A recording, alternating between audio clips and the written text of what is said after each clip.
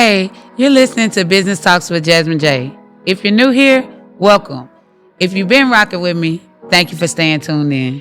This is a podcast from the leader's perspective, where we talk strategy, results, and the real behind the scenes of what it takes to build something that lasts. This season is all about legacy. The moves you make now that shape what's to come next. Each week, I'll be coming with new fire episodes. Make sure you're rocking with me and make sure you come out to the live show that we'll have at the end of the season. Stay connected. What's up, y'all? It's your girl, Jazmin J, back with another episode of Business Talks with Jazmin J. On this platform, I like to talk to CEOs, founders, and change makers. We talk about family, culture, accountability, leadership, all the things it takes to level your brand up. And today, I have a very special guest who I recently met, but I was so wild about what she does that I thought it would be great to bring on the platform and share all of that information with you guys. How you doing today, love? I'm doing good. How are you? I'm doing really good. So I'm going to take some time to introduce our guest. What is it? Takeaslynn. Okay.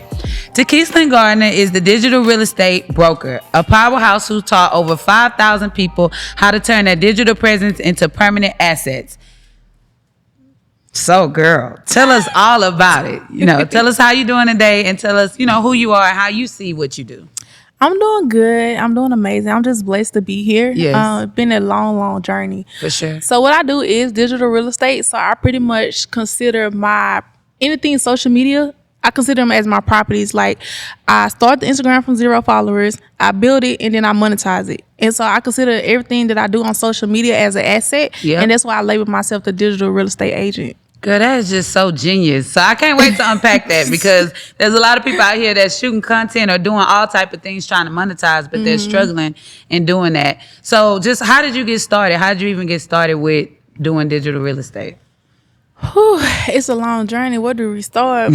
So I originally started selling online back in like 2014, 15 when I was in high school. Yeah. I was selling like hair extensions, and then eventually that got oversaturated. So I moved to custom jewelry, and the custom jewelry business was doing super good. I made over $500,000 just from that one business alone in 1 year in 2020. But then 2021, COVID came, and then like the shipment coming to the United States was like going wrong and everything like that. So I had to close the business because we were selling custom jewelry. So it wasn't something where I can order like a bulk and then, sell it. Having to customize it. Yeah, I had to customize it and then send it off and then send it back. So with everything that was going on in the world, I was like, okay, we're going to shut this down. And recently I wanted to like bring it back, but then the tax thing came about. So I was like, okay, I would normally pay this price, but it looked like I'm going to have to pay 125% more than what I would originally pay. So I was like, okay, let's just like not do the physical products. Let's try to tap into the digital product side. And so I started a quote page because I was sad. I was depressed.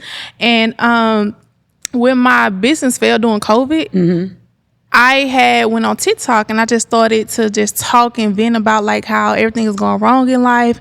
I didn't have a job. I had to move back home to Mississippi because I had came out here to Houston. So I had to move back home to Mississippi. I was broke. Like, I was heartbroken from a past relationship. Like, I was just down bad. And so I used to get on TikTok and just talk about it every single day. Then next thing you know, I started getting millions and millions of views.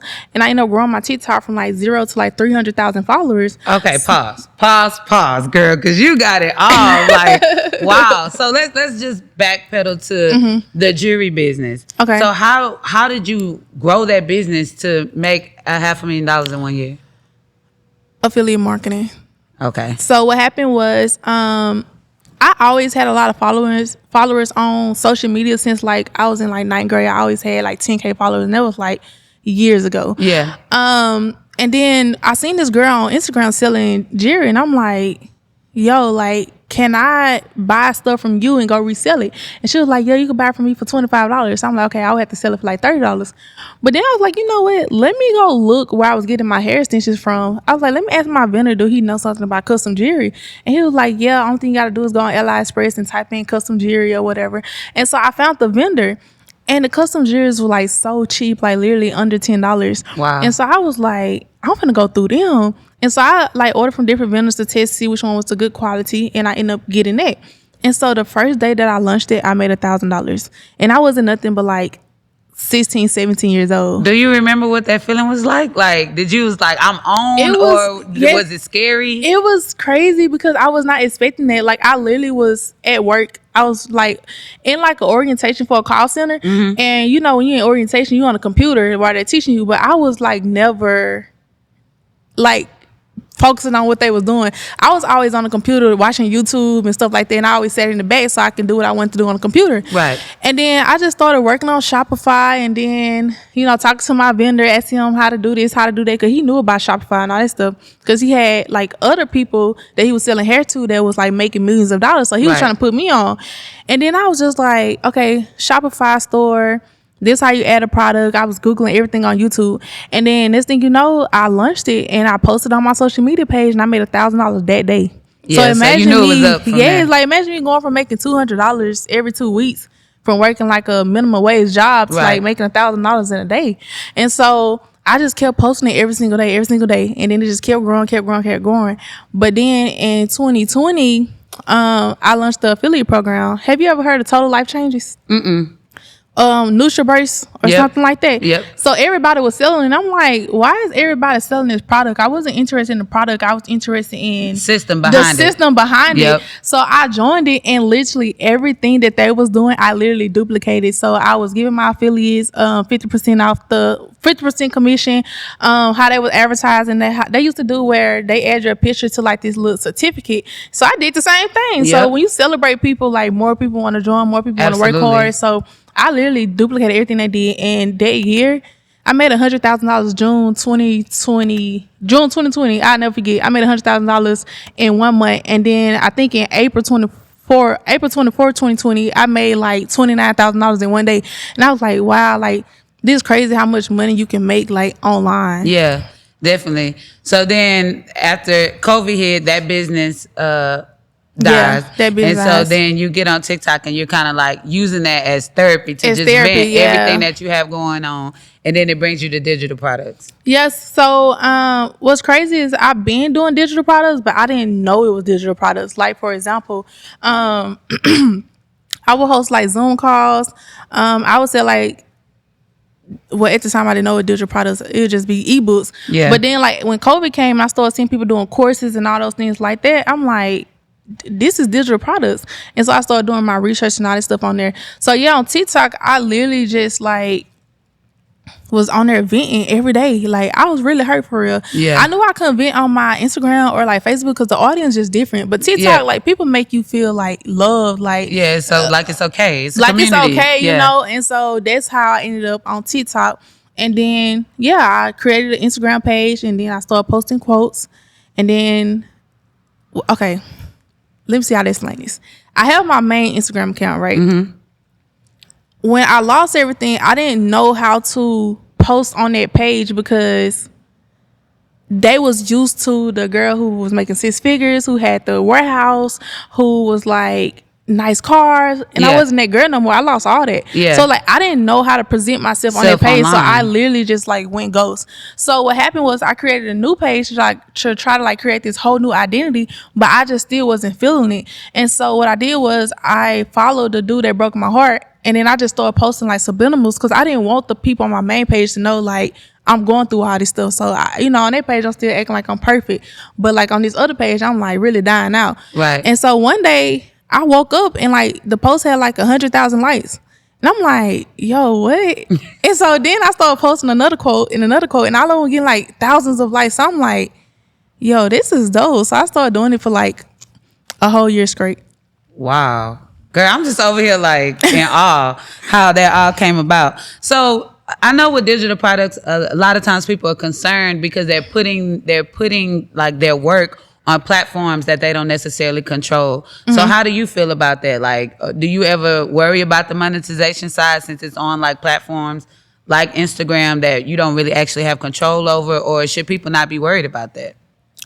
It's kind of hand in hand. Okay. It's kind of like you driving a car. Like, if you worried about if you're going to wreck and die every day, then you'll never go nowhere. Yeah. So it's kind of like one of those things. So yes, you can't have a page deleted. Actually, I had a theme page deleted before. Ashton Hall was going viral, so everybody was remaking his videos. So I was going to create a theme page where I reposted everybody who remade his video, and I called it the Ashton Hall routine, and they flagged me and said that I was trying to like impersonate somebody else. So it is possible that your page can get deleted, but that's why I have multiple properties. It's kind of like if you have in real estate, if you have a property and it's flood, then it's like, if that's your only property, like you really sad about it. But if it's like you have a lot of more properties, you take that money to like fix the other things. The other things. Yeah. So as we're comparing it to real estate, I know like with real estate, when you get homes and purchase different things, you have property insurance for like incidents and stuff. How does that work with like digital real estate? Like, is there any insurance or do you just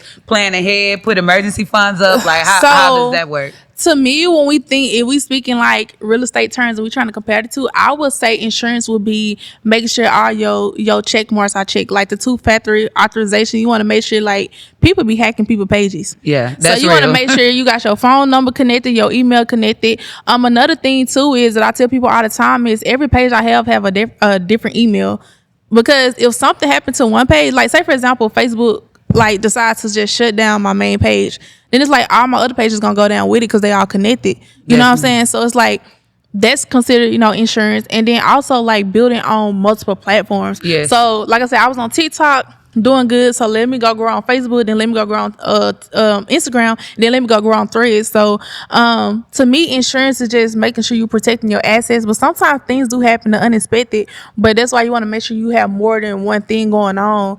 And what's crazy is people try to put you in a box and tell you to only focus on one thing, but it's like, why? But Yeah. it's weird though, because it's like when it comes to like working, right? Yep. They tell you like you need to just like focus on this one thing. Right. But like when it comes to being an entrepreneur, it's like you can't focus on one thing. Right. Because what if one thing fail, Exactly. Exactly. So when you created your first page and you were kind of just doing quotes and like really expressing who you were, did you have any fear of like sharing who you were, or you didn't have that fear since it was faceless? Most of my quote pages, okay, the main quote page that I have that's make me the most money, it's not really faceless. Okay. So I post quotes and I use the Twitter method. So Twitter method means like I take a tweet, I screenshot it, and I post it, and it got my name on there and my profile picture. But to answer your question, not really, because I feel like on TikTok, when I was like going through like the heartbreak, I was going viral. And you going viral, you feel like you're doing something. Yeah. So it's like TikTok had already like spoiled me a little bit, because it's like they wasn't judging me like, girl, stop all that crying. They was like, girl, oh my God, I'm going through this too. You know what I'm saying? I just kept on making videos. So I feel like when I got over to the Instagram, it just was just let me post. But I wasn't expecting to go viral. I was just posting posts just so I can throw subliminals at my ex. But now would I post quotes on my main page, my main Instagram? No. I was scared to do that because I didn't want people to judge me or to know what I was going through, or I just want to show up as this person who do got it all together, But as of today though, I don't care. Yeah. Definitely. As of today, I don't care. Definitely. Oh, sorry. We'll get it up. It's all good. Okay. Okay. We back rolling? Okay, cool. So right now in 2025, how many pages are you currently running? If you want to count all of them, I say about 30, 40. But do all of them make me money? No. So the pages that don't make you money, what's the purpose of those pages? I'm building it. It's kind of like, once again, real estate. Right, you invest you invest into the property. You gotta fix it up, build it up, and then like, okay, let me monetize it. So some of them are like still like in your fix and flip stage. Like you got them, you working on them, but you haven't put them back on the market yet. Yes. So for example, I just launched this page called Before I Block You, and it's like a message to your ex. So I post iMessages. I like text myself iMessages, I screenshot it, and then I post it.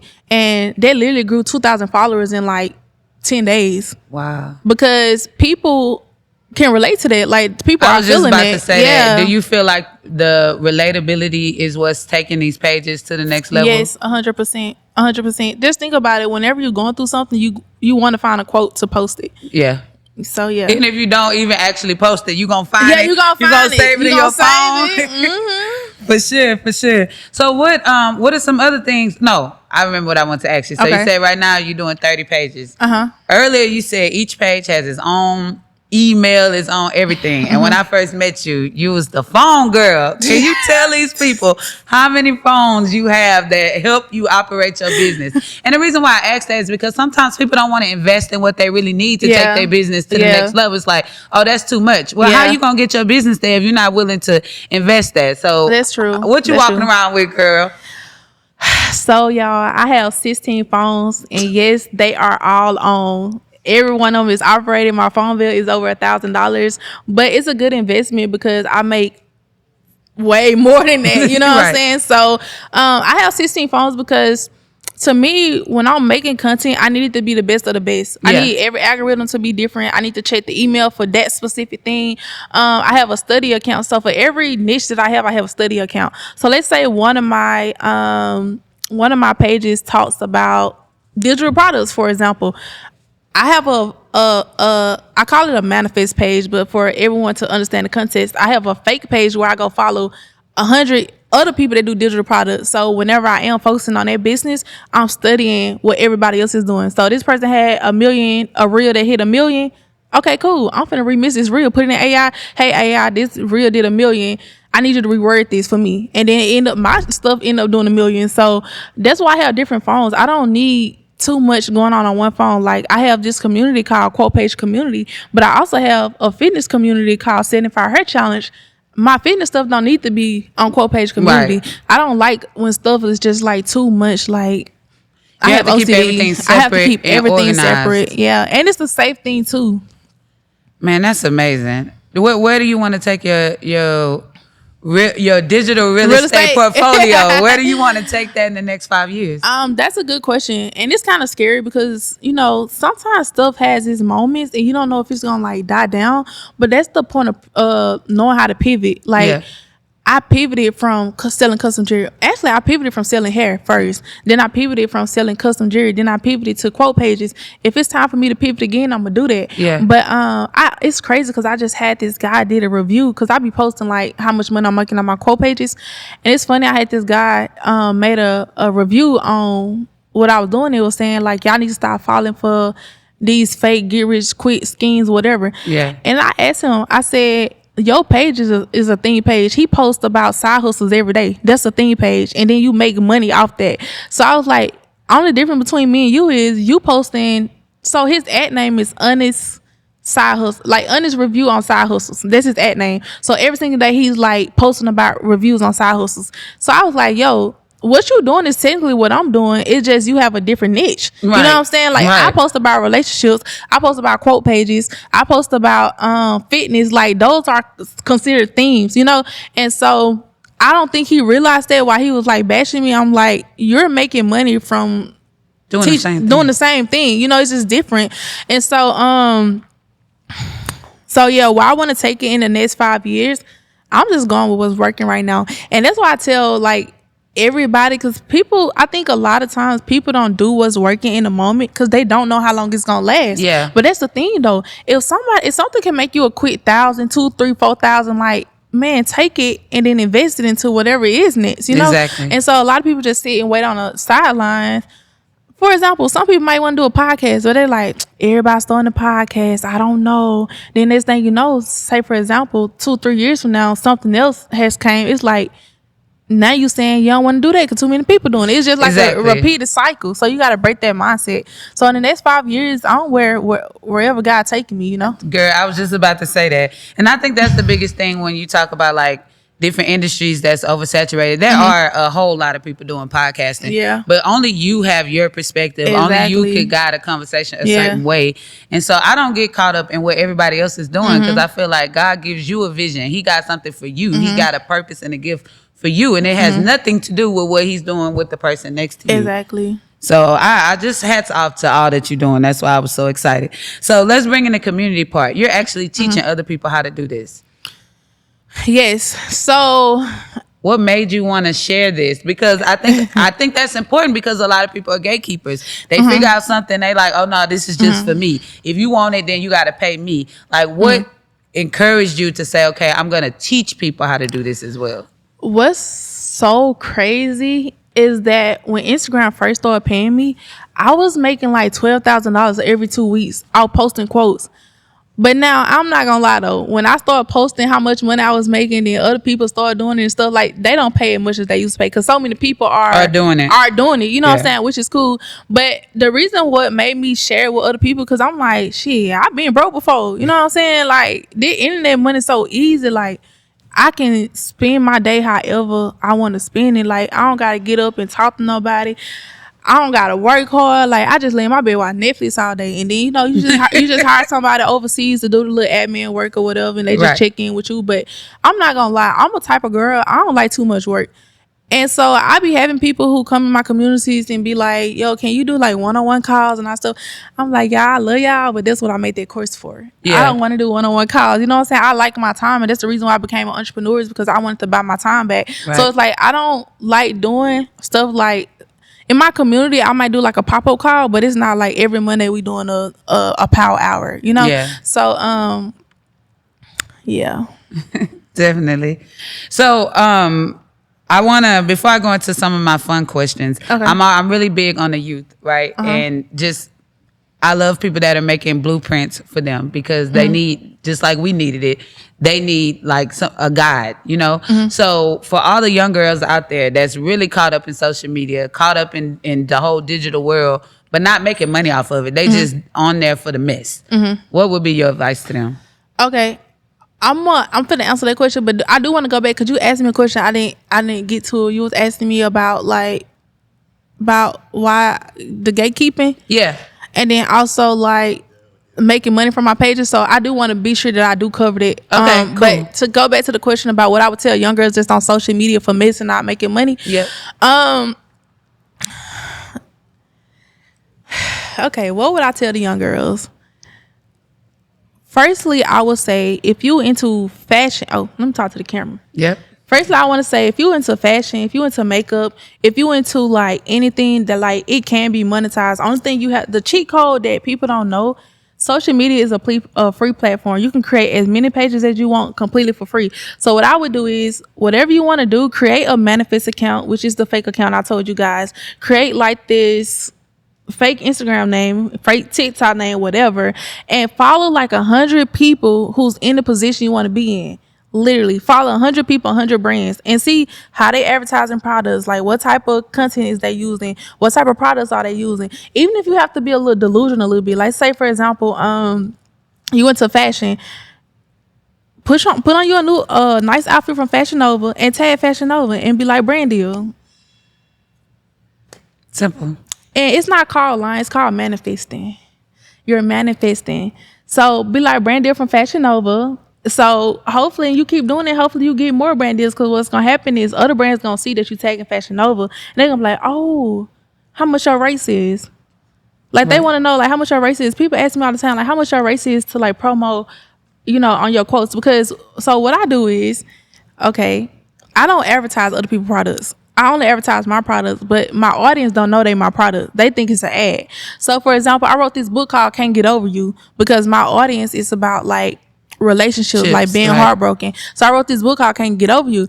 When I advertise it, I don't say, hey, y'all support me. I just advertise it as if like I'm doing a book. You got a brand with a brand, that book. a brand deal. So then all these other brands reaching out to me like, hey, can you post us after your quotes? Can you post us on your quote page? How much is rate? But the only reason they doing that is because they like, I got traffic, I got audience, and I'm advertising products. Let me see what I can get out of that. Yep. So definitely I say to the young girls, do social media and don't and I know social media is cringe. Trust me, like I've been through a lot when it comes to social media, because posting quotes was cringe because people used to judge me and stuff like, why you posting this, why you posting that. But my word of advice is be cringe in the beginning. Even if you got 0 followers and you getting on social media and you're like, okay, I want to do fashion content. Like, of course, your friends and family gonna be like, "Girl, look at her trying to be a fitness influencer. I mean, look at her trying to be a fashion influencer." And you just gotta be delusional and don't care. Or the second thing you could do is just create a new Instagram account and start over from scratch. And don't tell your friends, don't tell your family. Just let it grow on its own. And that's pretty much what I did. And that's how I got into what I got into, because I literally started a new page. And I never told nobody about it. And I just woke up one day and it was going viral. So that's my advice that I have to the young girls. Love that. Love that. So before we close out with the fun questions, let's go back to what you wanted to say about, gatekeeping and that type of stuff when it comes to this type of information. So, funny story, I seen this girl make $1 million. $1 million in like 30 days off something she have no idea about. Right. So they got this new thing with courses where this person she's smart now. This is a smart business model. She's a person, and then she went to go get you to get a podcast. She went to go get him for production. She went to go get all these different people and had them to do a course. And then she went to go sell the course for $500. And then it's like, when you buy the course, you can go resell the course. I mean, it's kind of like, it's kind of like a MLM type of thing, right? And she made $1 million. And so, and during COVID, like, everybody was like, courses. So people used to ask me, did I have a course? And I used to like not want to do a course because of the bad reputation that courses were getting. Right. So I was just like, I don't know about that. But I launched my course and I done made $100,000 just from my course. And so what I did was I took that and I applied courses to like all my other pages. And the goal is to like have 20, 30 pages paying me $100,000. But I'm posting the same content on every single page. Because if you think about it, if I post one video on one page that did 1 million views, you can't tell me that I can't post it on 10 other pages and won't get 1 million views. Right. Because that's what theme pages is. Theme pages are videos that people recycle. Yes. So it's like, why shouldn't I recycle my own videos? Right. So girl, you done came through here and dropped so many gems. I'm gonna watch this podcast back 2 or 3 times. Okay. Start me a new Instagram tomorrow. Okay, so a few fun questions. So, what's the first thing to stop? Okay. What's the first thing people should stop doing on social media today? Worried about what other people think. Amen. One overlooked asset every creator is sleeping on. Social media, because it's free. Your go-to mantra when you're feeling like quitting. When I feel like quitting. That's a good question. Watch my comfort shows. Yeah. And what are some of those? I love the Parkers. Oh, yeah. I love the Parkers. Like, that's what I've been watching the past month, the Parkers. Oh, yeah. Okay, and my last question, tennis shoes or heels? Sandals. I know that's right, girl. Neither. None of the above. So for people to get more information from you, find out about your platforms, join your courses, how do they reach you?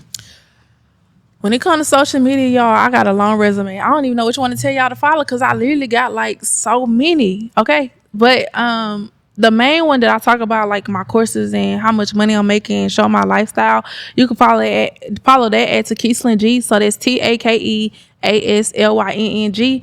And that's where you can follow me. And as far as my course and all the ebooks that I have, you could just follow my Instagram page, go to the link in my bio, and that's where you'll find everything. That's where you will find all the information at. Well, there y'all have it. Another special episode where even myself today was educated. And I'm very grateful for you to stop by and share your story, with us and how you're building your business. One thing I definitely want to highlight in her story is that she built a $500,000 business, lost it, and came back. And that's what I think we don't realize. We have to have resilience when building legacy, when building businesses. We have to have resilience, and we have to trust God with the plan that He has for us. So thank y'all for tuning in for another episode of Business Talks with Jazmin J. Of course, it's your girl Jazmin J, and we'll catch y'all next time. See ya. Peace. Bye. If you heard something on this platform that helped you, do me a favor. Follow, like, subscribe, and share so that we can help the next person.